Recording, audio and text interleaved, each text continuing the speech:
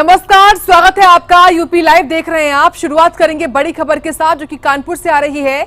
मुख्यमंत्री योगी आज कानपुर के दौरे पर रहेंगे। खबर है कि अपने कानपुर के प्रवास में सीएम घाटमपुर और पनकी पावर प्लांट का निरीक्षण करेंगे। दरअसल प्रधानमंत्री का दौरा है कानपुर में और उनके दौरे से पहले मुख्यमंत्री यहां पहुंचकर व्यवस्थाओं को देखेंगे। 24 अप्रैल को कानपुर के दौरे पर प्रधानमंत्री मोदी आने वाले हैं और उनके कार्यक्रम से ठीक पहले मुख्यमंत्री आज कानपुर पहुंचेंगे। यहां वो घाटमपुर और पनकी पावर प्लांट का निरीक्षण करेंगे, व्यवस्थाओं को देखेंगे, परखेंगे और कुछ कमी अगर रह जाएगी तो उसको लेकर वो निर्देश भी देंगे। तो 24 अप्रैल को आने वाले गुरुवार को प्रधानमंत्री मोदी कानपुर के दौरे पर आने वाले हैं। विवेक कश्यप से जानकारी हम लेंगे। विवेक, 24 अप्रैल को पीएम आएंगे लेकिन उससे पहले आज मुख्यमंत्री पहुंचने वाले हैं, क्या जानकारी?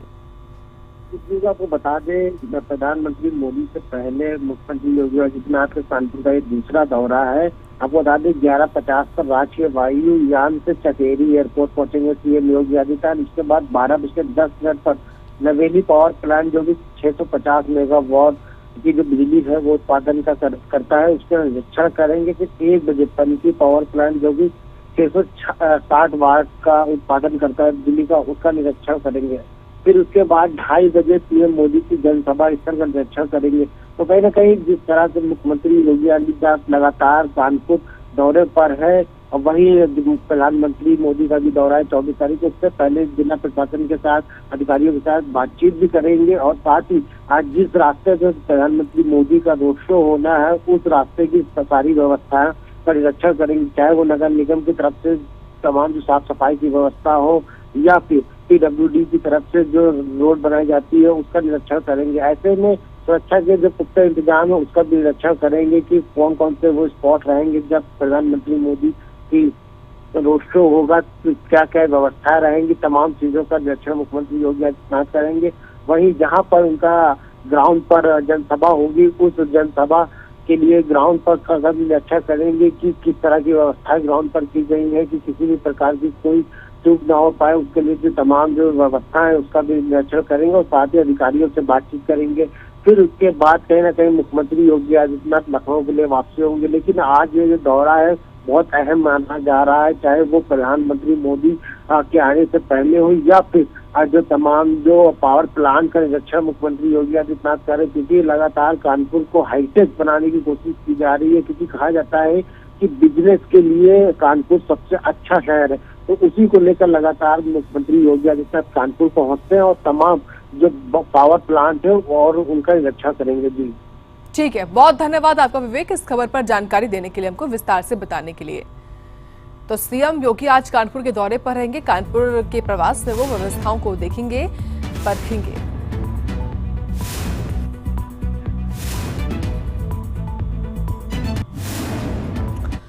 और वही सीएम योगी ने गोरखपुर को बड़ी सौगात दी है। सीएम योगी ने 1498 करोड़ रुपए की 146 विकास परियोजनाओं का लोकार्पण शिलान्यास किया। इस दौरान गोरखपुर के सांसद रवि किशन भी मौजूद रहे। देखिए।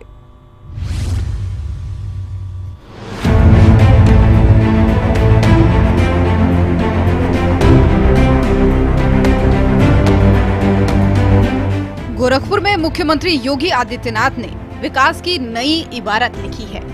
सीएम योगी ने 1498 करोड़ की लागत से 146 विकास परियोजनाओं का लोकार्पण और शिलान्यास किया है। इन परियोजनाओं में सड़क, पर्यटन, स्वास्थ्य और सीवरेज जैसी योजनाएं शामिल हैं, जो गोरखपुर को और अधिक विकसित बनाएंगी।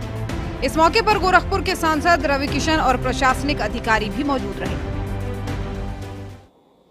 विकास का कोई विकल्प नहीं हो सकता। जो लोग विकास नहीं करा सकते वे जाति, मत, मजहब, क्षेत्र और भाषा के आधार पर सामाजिक ताने बाने को छिन्न भिन्न करना चाहते हैं। जिन लोगों ने विकास नहीं कराया है वे लोग समाज के सौहार्द को बिगाड़ने वाले लोग हैं। उन्होंने जब उन्हें मौका मिला तो विकास के कार्यों को स्वयं करते हुए नहीं बल्कि स्वयं के विकास के लिए कार्य किया। अपने पूरे प्रदेश का समग्र विकास हो, जनता जनार्दन को और प्रदेशवासियों को इसका लाभ मिले, इसके लिए उन्होंने कोई प्रयास नहीं किया। याद करिए 2017 के पहले का उत्तर प्रदेश और 2014 के पहले का भारत। 2014 के पहले का भारत भ्रष्टाचार के आकंठ में डूबा हुआ था, अविश्वास का वातावरण था, नौजवान टीम कर्तव्य विमूढ़ किसी स्थिति में था, देश के अंदर आतंकवाद, नक्सलवाद देश की सुरक्षा को चुनौती दे रहा था। लेकिन पिछले 10 वर्षों में प्रधानमंत्री मोदी जी के नेतृत्व में एक नया भारत हम देख रहे हैं। ये भारत जिसने विकास की नित नई प्रतिमान स्थापित किए हैं, वह भारत जिसने आतंकवाद और नक्सलवाद को पूरी तरह समाप्त करने के संकल्प के साथ जो कार्य अपना प्रारंभ किया था, आज वो सफलता की एक नई ऊंचाई तक पहुंच करके दुनिया के लिए मॉडल बना हुआ है। मुख्यमंत्री योगी ने गोरखपुर के पुराने दिनों को याद करते हुए कहा कि 2017 से पहले बिजली की भारी किल्लत थी, जिससे लोग बहुत परेशान रहते थे।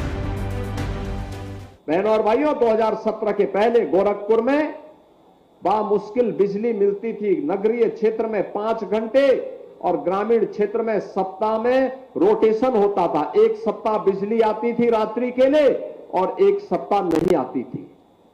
यह 2017 के पहले की स्थिति थी।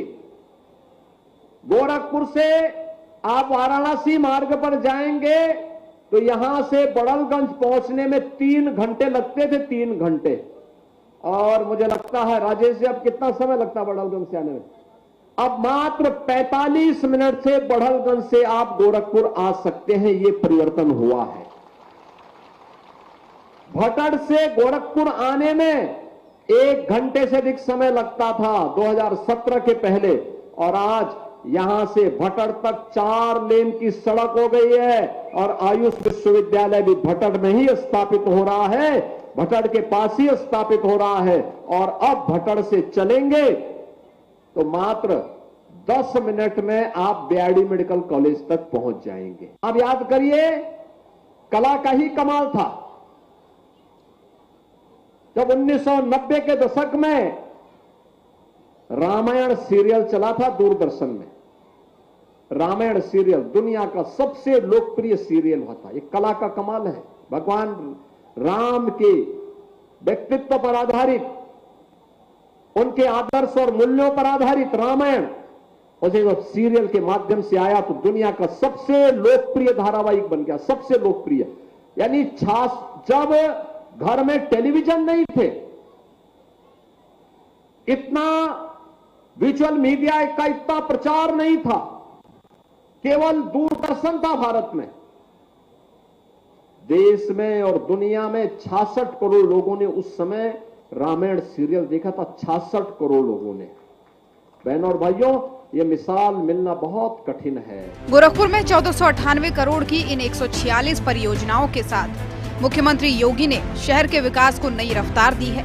ये दौरा गोरखपुर को विकास, रोजगार और समृद्धि की नई राह पर ले जाने का प्रतीक है। ब्यूरो रिपोर्ट, सूर्या समाचार। इससे पहले सीएम योगी ने गोरखपुर में जनता दर्शन लगाकर जनता की समस्याओं को भी सुना। तेज बारिश के बावजूद सीएम योगी ने गोरखनाथ मंदिर में पहुंचकर यहां पर पूजा अर्चना की। इसके बाद भीमराव अंबेडकर सम्मान अभियान के तहत आयोजित संगोष्ठी में शामिल भी हुए। उन्होंने विपक्ष पर भी हमला बोला है, देखिए।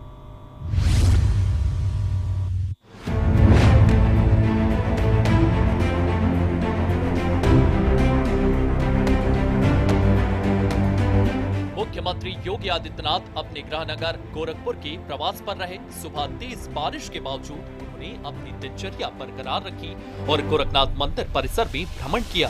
इसके बाद वे जनता दर्शन कार्यक्रम में शामिल हुए, जहां उन्होंने आम लोगों की समस्याएं सुनी।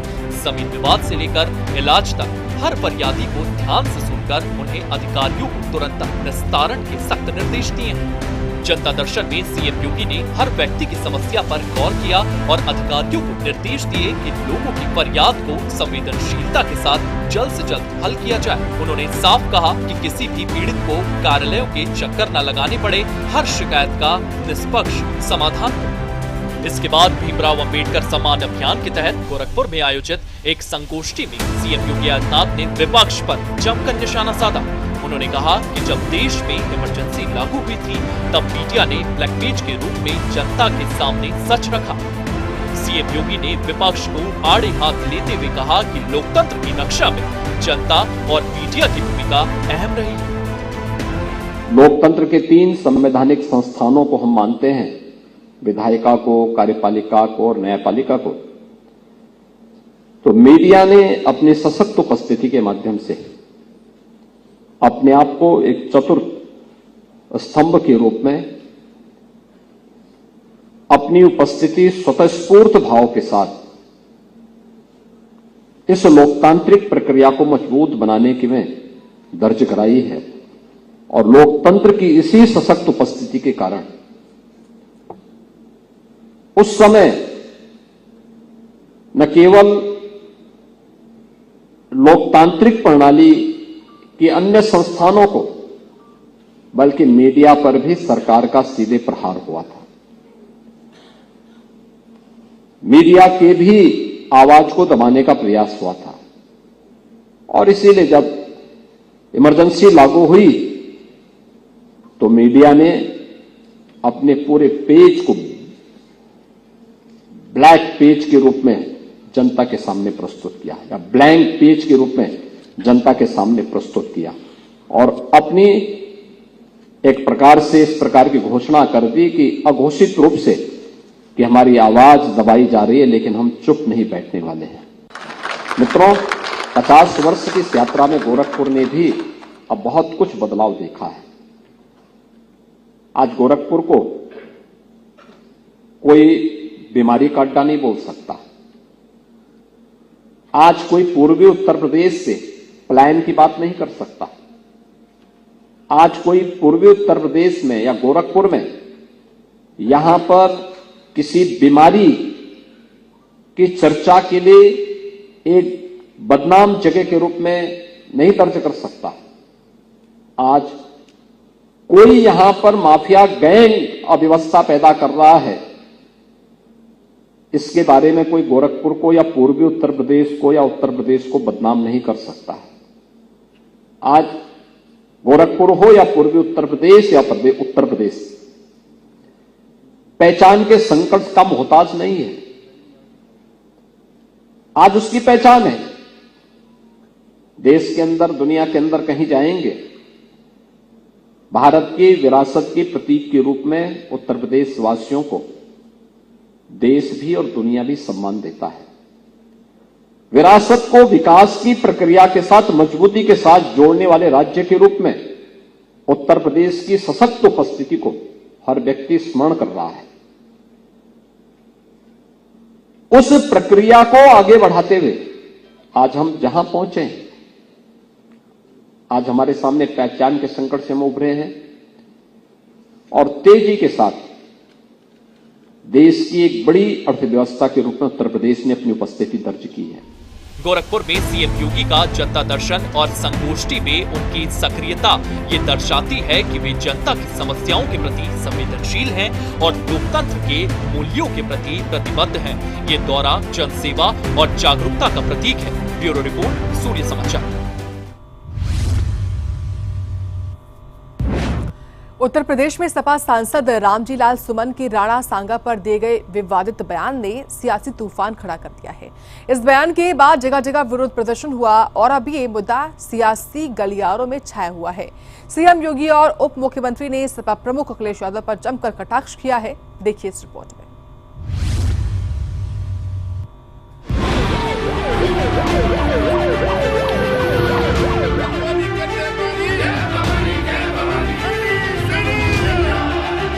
कौन क्या कर रहा है, क्या नहीं कर रहा है, इससे मेरा क्या लेना। कौन करनी सेना, तमाम करनी सेना। यहाँ सपा सांसद रामजी लाल सुमन की राणा सांगा पर दिए गए विवादित बयान ने सियासी तूफान खड़ा कर दिया है। रामजी लाल सुमन के इस बयान के बाद करणी सेना ने विरोध प्रदर्शन किया। मामले में तूल पकड़ता देख सपा प्रमुख अखिलेश यादव रामजी लाल सुमन का बचाव करते हुए मैदान में उतरे। अखिलेश यादव ने शासन को लेकर के सवाल उठाए तो इसके जवाब में सीएम योगी आदित्यनाथ ने अखिलेश पर पलटवार करते हुए जिन्ना समर्थक करार दिया। साथ ही सपा को ऐतिहासिक तथ्यों को तोड़ मरोड़ कर समाज को बांटने का आरोप भी लगाया। आज समाजवादी पार्टी और कांग्रेस देश के अंदर और प्रदेश के अंदर जातीय संघर्ष नया प्रारंभ करने का प्रयास कर रही है। और यह जातीय संघर्ष किस रूप में? आपने देखा होगा, समाजवादी पार्टी का एक विधायक महाराष्ट्र के अंदर छत्रपति शिवाजी महाराज का अपमान करता है और औरंगजेब का महिमा मंडन करता है। समाजवादी पार्टी का एक सांसद प्रदेश में महाराणा सांगा का अपमान करता है और विदेशी आक्रांता जिसने राम जन्मभूमि के मंदिर को तोड़वाया था उस बाबर का महिमा मंडन करता है। समाजवादी पार्टी के मुखिया स्वयं लोह पुरुष सरदार वल्लभ भाई पटेल का अपमान करते हैं और देश तोड़क जिन्ना, जिस जिन्ना के कारण पाकिस्तान में हिंदू मारे जा रहे हैं, काटे जा रहे हैं, बांग्लादेश के अंदर जिस जिन्ना के कारण आज भी दलित हिंदुओं के साथ निर्मम अत्याचार हो रहे हैं, उस जिन्ना का महिमा मंडन समाजवादी पार्टी कर रही है। बहनों और भाइयों, यह वही कुत्सित मानसिकता है जो दलितों का, गरीबों का, वंचितों का हित नहीं होने देना चाहती है। वहीं इस मामले में यूपी के डिप्टी सीएम केशव प्रसाद मौर्य ने भी अखिलेश यादव पर तंज कसा और कहा कि अखिलेश यादव पहले अपने गुंडों को बवाल करने भेजते हैं, फिर उन्हें करणी सेना का नाम दे देते हैं। डिप्टी सीएम ने ये तक कह दिया कि अगर अखिलेश यादव समाज में समरसता चाहते हैं तो उन्हें अपने सांसद का बयान वापस लेना चाहिए। श्री अखिलेश यादव जी पहले अपने गुंडों को भेजते हैं, बवाल करवाते हैं और अपने ही गुंडों को करणी सेना बता देते हैं। अगर श्री अखिलेश यादव जी समाज में समरसता चाहते हैं, आगड़ों की, पिछड़ों की, दलितों की एकता चाहते हैं, तो एक शब्द वापस लेना था जो एक महापुरुष राणा सांगा जी के बारे में उनके सांसद जी ने बयान दिया था, उसे वापस ले ले, विवाद खत्म हो जाता है। लेकिन वह इस पर राजनीति करना चाहते हैं, वह समाज को बांटना चाहते हैं। और पीडीए जो वो कहते हैं वो फर्जी है, उनका पीडीए वो परिवार डेवलपमेंट एजेंसी है और परिवार डेवलपमेंट एजेंसी को मजबूत बनाने के लिए इस प्रकार का दुष्प्रचार करते हैं और यही उनके लिए घातक सिद्ध होगा और समाजवादी पार्टी समाप्तवादी पार्टी है। राणा सांगा पर सपा सांसद के बयान ने यूपी की सियासत को नया रंग दे दिया है। अखिलेश और योगी के बीच जुबानी जंग और करणी सेना के विरोध ने इस विवाद को और गहरा दिया है। ये मुद्दा आने वाले दिनों में और तूल पकड़ सकता है। ब्यूरो रिपोर्ट, सूर्य समाचार।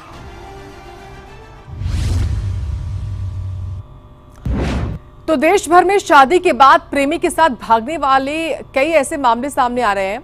वहीं बदायूं में एक महिला ने अपनी बेटी के ससुर के साथ प्रेम संबंध बनाए और दोनों घर छोड़कर फरार हो गए।